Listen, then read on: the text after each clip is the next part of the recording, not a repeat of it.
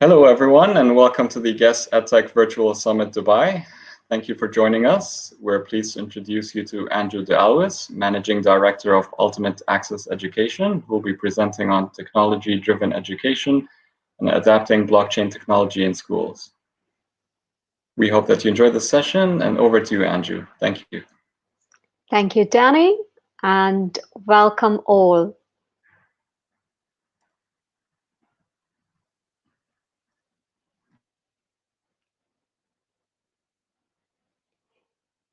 In today's session, I'd like to talk to you about technology-driven education and, of course, talk to you about an emerging technology that is blockchain. Let us go through and unpack this session and see what we've got in store for you. My name is Anju. As Danny mentioned, I'm based in Dubai from Australia, and I'm the Managing Director of Ultimate Access. Well, let us look at some of the biggest issues that we face in today's world. That is, there's a big issue related to what is expected from employees and what is expected from the employer. There is a huge gap, and this is the biggest gap that's there, and it's related to education. So how can we resolve this? And this is not something that has been, this is nothing to do with COVID, but it has been happening for many decades now. And the reason for this is because we are very much focused around foundational literacies in our education system.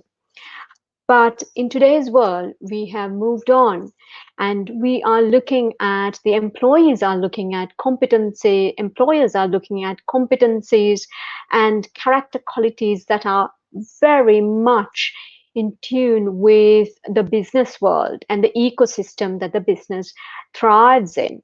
So creativity, communication, collaboration, and critical thinking are areas, the skills that are needed by the schools and also by the employees are looking for this. And if we look at our next slide and look at, well, how are we going to reduce this gap?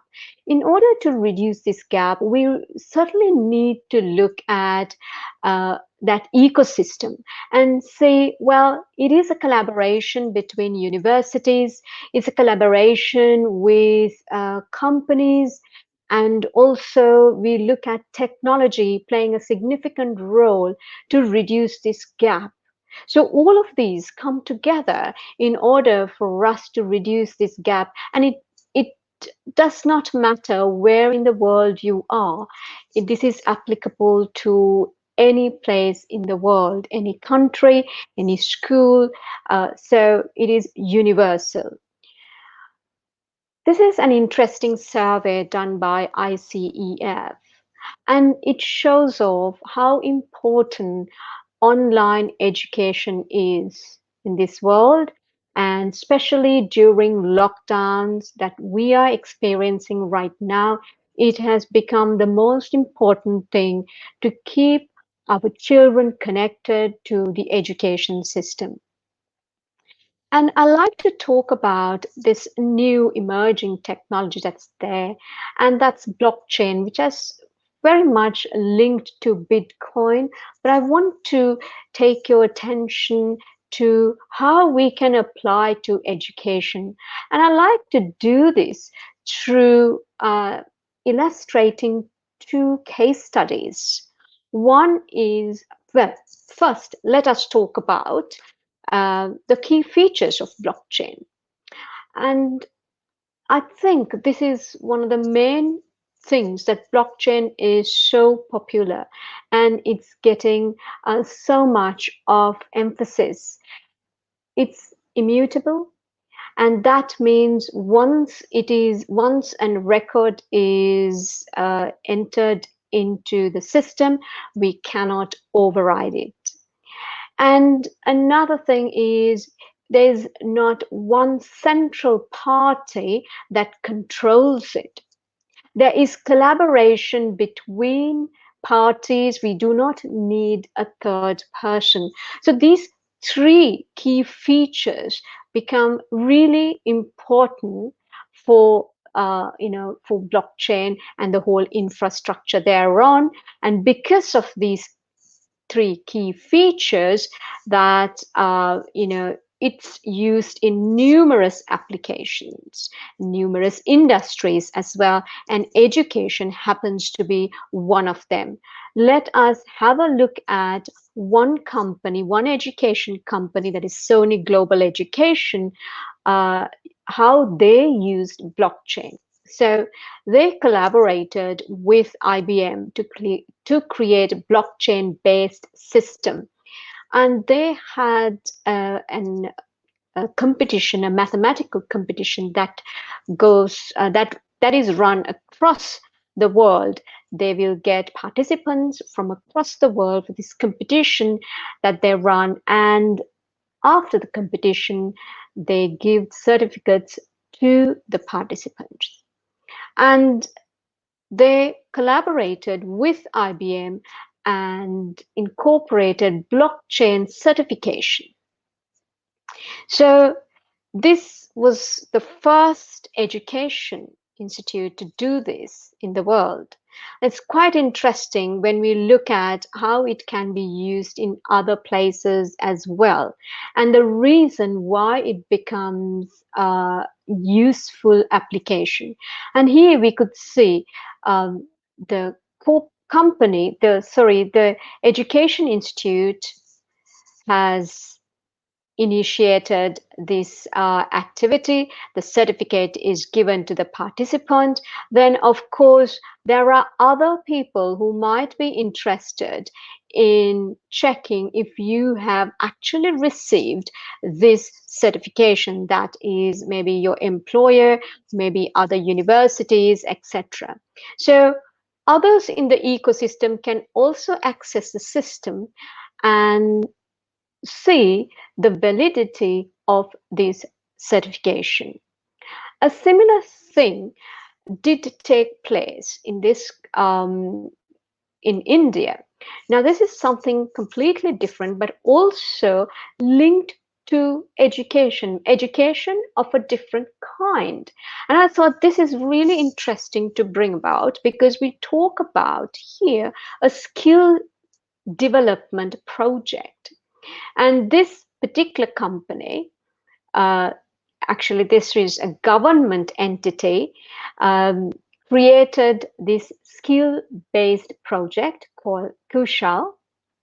And what they did was they trained many thousands of workers in various disciplines, and they these workers needed to be certified, and it was really important for the workers to be certified, and the skills that were there are related to shuttering, masonry, painting, etc. So the problem here was, well, the workers are mobile. So once certified, how will the worker keep his certification? This became a big problem.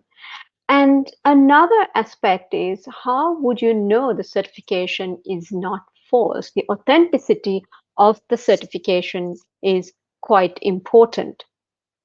So the business case primarily was on misplacement of paper credentials, the trust aspect of it, and a long-term record keeping for skilled workers. And then, of course, the stakeholders should be able to access this this system and see whether the worker really is trained or not. And then, of course, we also have this thing where we could do skill mapping and transparency. So there is a significant business case behind it.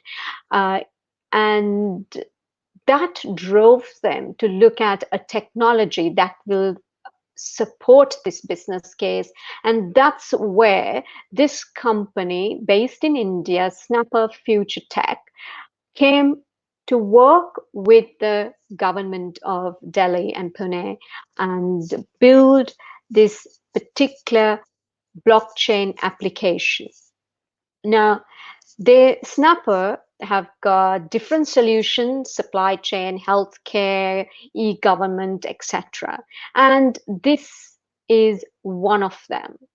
So what really took place is you could see there are the student or the worker can get certified and that there is verification, but of course there are other stakeholders who are able to log into this system and then see if it is uh, false or if it is an authentic certification. So obviously, if the certificate is authentic, it is there in the blockchain system. So this is, and the other aspect of it, as I mentioned before, is this particular record, nobody can override it. We cannot change a record. So it's really important aspect here and something that can be used in schools. Well, as we mentioned, the return on investment to the ecosystem is there is verification that can be done real time. The academic institution does get involved, and there is significant savings in operational cost as well. Then the learner, there is plus points for the learner because you are able to access the system, you're able to give access to others as well. You have access to this particular system. You are the owner of that particular credential. So if we look at the challenges faced in the education system, there are many, but key areas, if you look at it, are related to fraud in academic records. We need to, then the employees, there is conducting due diligence and background checks of employees. This is there when they go into employment. And the increased globalization makes trust and variability of academic records difficulty. It's really, really difficult to verify the academic records. And we've seen this happen over and over again. And there's also siloed information in different academic spaces, isn't it? And all of these create a huge problem in the education system and particularly related to students' records. So then when we look at our ecosystem that we are in, I guess our 4-year degree has gone away now, and there is a 40-year of continuous learning journey that each one of us will go through. The skills are being certified, and also there is a lot of professional bodies as well as universities that come up with micro credentials. And I guess that just in case learning has moved to just in time learning, which is fantastic. And this brings about a different challenge as to how do we keep these credentials? How do we know somebody, a person has got this particular skill certification? Becomes a big problem for us. So there are significant opportunities in the education sector as well. Now, as a school, as a university, you could go beyond your geographic boundaries and recruit students from across the globe.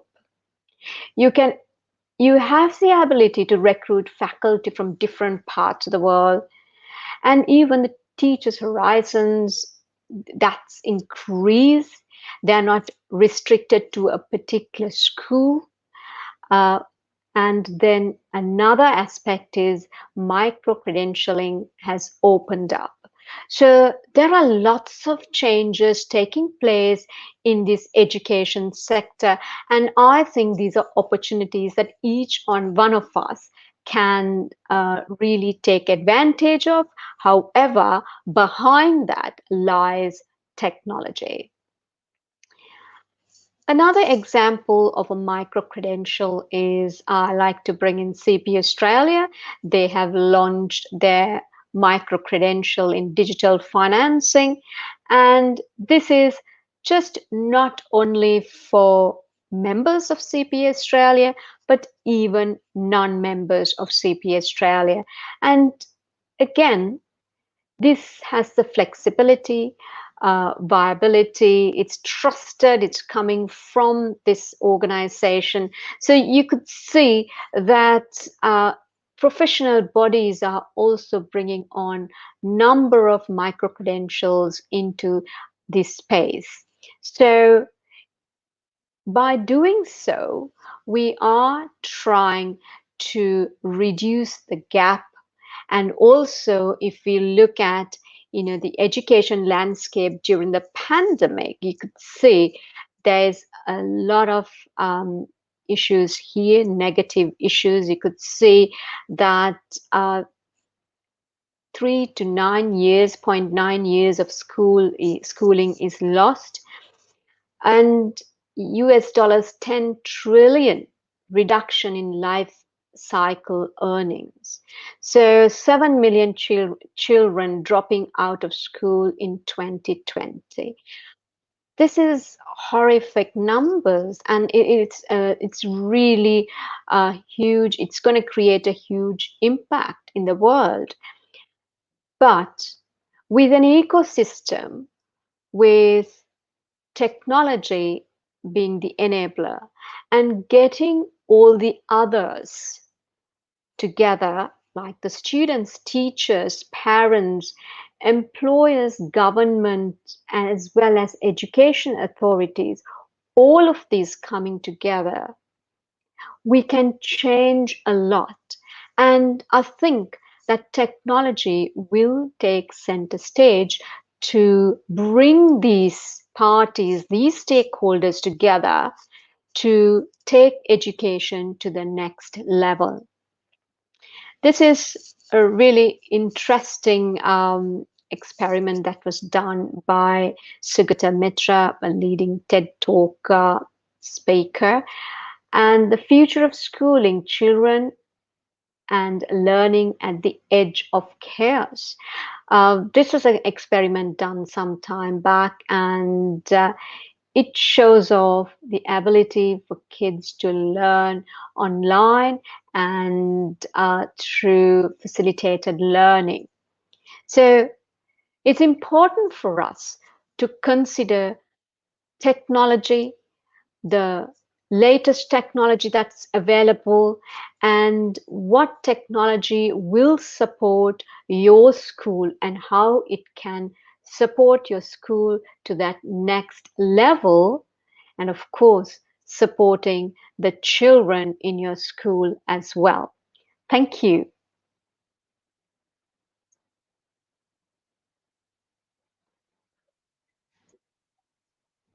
For Anju, you can connect with her through the networking system on the virtual event platform. We'd also love to hear your thoughts, so feel free to share any thoughts or comments by sending us an email to marketing@guesteducation.com. We'll also be on social media during the summit, so if you want to chat to us there, follow us on Twitter @guesteducation and use the hashtags #guestedtech and #guestdubai. This is just one of many inspiring on-demand videos that you can watch at any time during the summit, as well as a full program of live keynote and panel sessions across both days. We hope that you enjoy the rest of the event. Thank you, take care, and bye-bye for now.